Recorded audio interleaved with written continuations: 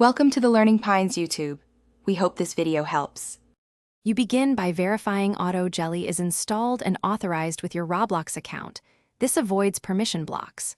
Once done, equip a reliable Hive and activate any distance or speed boosters so Auto Jelly works efficiently.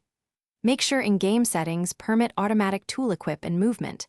Without that, the script stalls. You should now enable Auto Jelly and select your preferred jelly preset because immediate selection directs where and how the tool places jellies.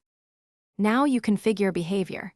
Pick specific flower targets or use a radius mode like 520 studs for broad coverage. This dictates efficiency.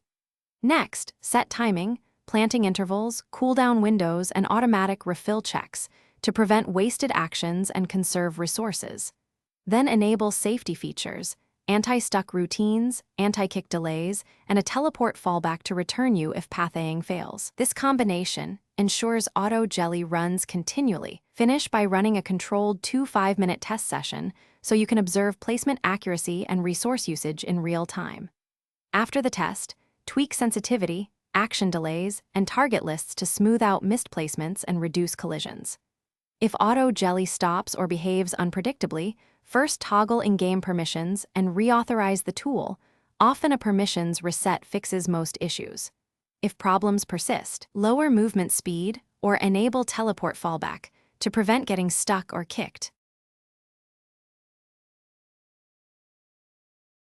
Thanks for watching. Consider subscribing if we helped you.